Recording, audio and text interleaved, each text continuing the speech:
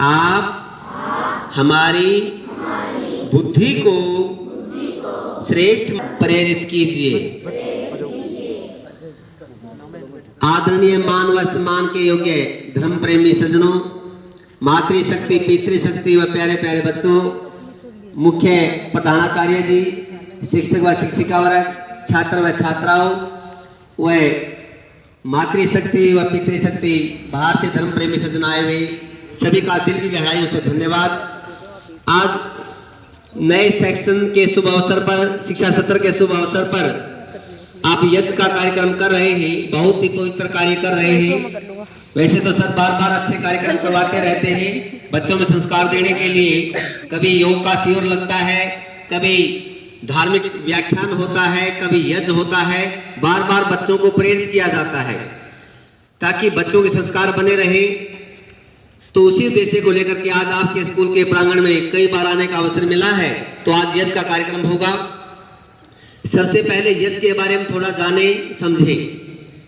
कई बच्चों के मन में भावना रहेगी जी क्यों घी फूंक रहे हो, क्यों इसके अंदर लकड़ियां जला रहे हो, क्यों सामग्री फूंक रहे हो, इससे अच्छा तो खा लिया जाए। बहुत अच्छी बात है प्यारे बच्चों, घी खाना बहुत अच्छी बात है, कोई मना नहीं करता, परंतु साथ साथ में हवन भी कर ले और भी अच्छी बात है।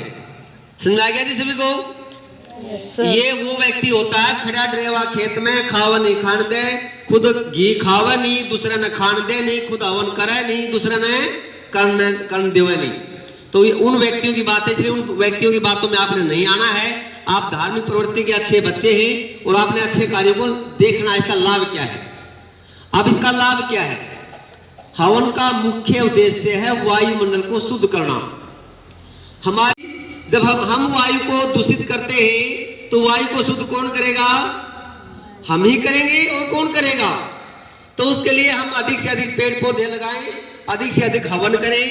अपने जन्मदिन पर या कोई भी पर्व आता है, अपने धार्मिक पर्व है, होली, दीपावली, अनेक प्रकार के पर्व आते हैं, उन पर्वों पर आपने अपने घर में हवन करना चाहिए वायुमंडल की शुद्धि के लिए। जब हिरोशिमा नागासाकी पर परमाणु बम गिराए गए थे तो वहां पर जिन घरों में हवन हुआ और जिन घरों में गाय के गोबर से लिपाई पुताई की गई थी, केवल वही घर बचे थे, बाकी सारे घर विनाश की तरफ हो गए थे, जल करके भस्म हो गए थे। हवन का बहुत बड़ा महत्व है।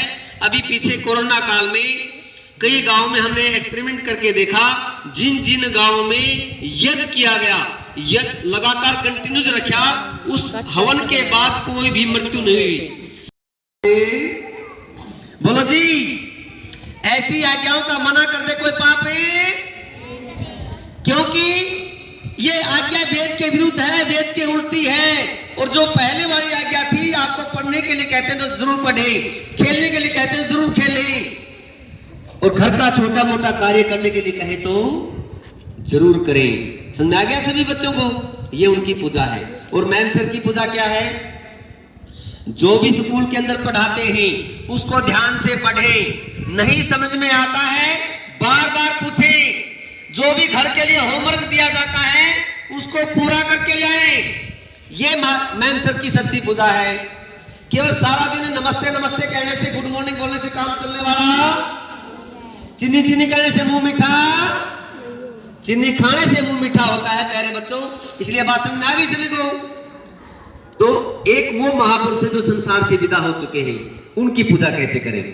जैसे राम, कृष्ण, हनुमान, शिव जी, नेताजी सुभाष चंद्र बोस, भगत सिंह, राजगुरु, सुखदेव, महाराणा प्रताप, डॉक्टर भीमराव अंबेडकर, महारानी लक्ष्मीबाई, न जाने कितनी लाखों की संख्या में देश के लिए शहीद हो गए। उन महापुरुषों की पूजा आप कैसे करें? उनका तरीका क्या है? बोलो। नंबर 1, उनकी यादगार के लिए उनका फोटो अपने घर में, और 2-4 बूंदी रिश्वत में देने से काम चलने वाला। कई क्या करते हैं आजकल, तरीका बदल गया। उदाहरण के लिए राम का फोटो लगा लिया दीवार पर, आगे माला पहना दी, आगे दीपक जला दिया, एक थाली में थोड़े फूल फाल ला करके आरती उतारी और 2-4 बूंदी दी और राम से प्रसन्न किया, हे राम देवता मुझे अच्छे से अंक से पास कर देना।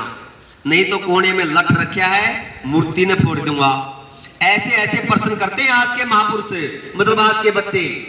तो मैं बच्चों से निवेदन करता हूं, आपने मूर्ति को नहीं फोड़ना है, बल्कि आपने उसको धूल मिट्टी लगी है, जाड़ा लगा है, तो उसकी साफ सफाई कर देनी चाहिए और उसके जीवन के बारे में जरूर पढ़ें। जब आपके पास, अब सभी बच्चे ध्यान देंगे बेटा, आपने सीखने की भावना से करना है। आपने घर पर अपने जन्मदिन पर हवन करना है। सभी बच्चों ने दिख रहा है सामने, लकड़ियां हैं, समिधा जिसको कहते हैं, और हवन, श्यामगिरी और घी, 3 चीज की आवश्यकता पड़ती है। घी, श्यामगिरी, समिधा, जिसको आम भाषा में लकड़ी कहते हैं, समिधा को। ठीक है, समझ में आ गया सब बच्चों को? ये 3 चीजें लेकर के, और जैसे जल 3 बार जल पिया, और अभी और करेंगे, देखेंगे।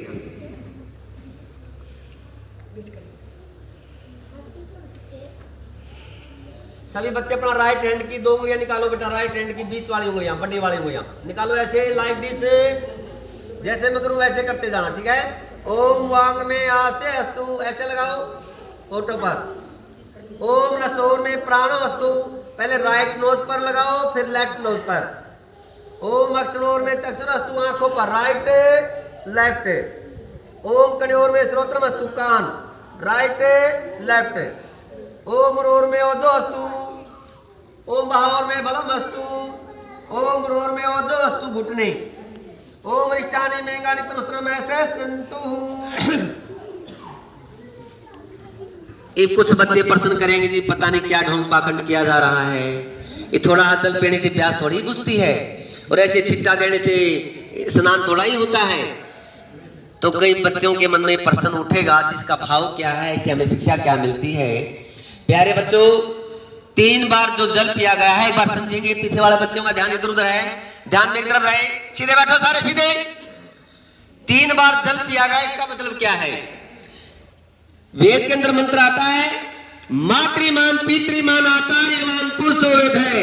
सबसे पहला गुरु माँ है, दूसरा गुरु पिता है, तीसरा गुरु टीचर है। तो मैं तीनों गुरुओं का मान सम्मान करना ही, बोलो जी, चाहे आप कितने बड़े पद पर चले जाएं, कितने बड़े व्यापार धंधे छेड़ दें, परंतु लास्ट टाइम तक भी अपने माता पिता मैम सर को भूलना नहीं चाहिए। ये मैं निवेदन करता हूं। 2 तरह के विद्यार्थी होते हैं। एक विद्यार्थी क्या करता है, सर गांव के मध्य से जा रहा है। एक विद्यार्थी क्या करता है, सर को मैम को आगे आकर के नमस्ते बोलता है, अपने घर पर ले जाने के लिए कहता है, आइए गुरुजी आज हमारे घर पर आइए, पानी पीजिए, भोजन कीजिए, दूध पीजिए। एक नंबर 2 का विद्यार्थी क्या करता है, अपने गुरु को देख करके दीवार के पीछे छिप जाता है। तो बोलो जी, आपको नंबर 1 वाला विद्यार्थी बनना है, नंबर 2 वाला? तो नंबर 1 वाला ही विद्यार्थी बनकर के रहना, ये मैं आपसे निवेदन करना चाहता हूं।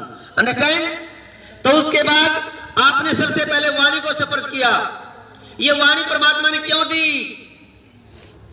कौन बच्चा बताएगा? ये वाणी किस लिए दी जी परमात्मा ने? हाँ, अच्छा बोलने के लिए दी। वेरी गुड बेटा, समझा गया सभी को? मतलब हमेशा अच्छी वाणी का प्रयोग करें। कोई भी बच्चा एक दूसरे को गाली गलौज ना करे। खासकर छोटे बच्चों से निवेदन करता हूं। ये छोटे बच्चे क्या होते हैं, गांव के आसपास के माहौल के कारण दूसरे बच्चों के कारण गाली गलौज सीख जाते हैं। फिर स्कूल में आते हैं, दूसरे बच्चों को गाली गलौज करना शुरू कर देते हैं। तो मैं निवेदन करता हूं प्यारे बच्चों, जो बच्चा गाली देता है उसी की जुबान, मतलब उनको, यदि आपके बीच में, आपकी क्लास में कोई साथी झगड़ रहा है तो आप उसको प्यार से समझाएं, भाई झगड़ा अच्छी बात नहीं है।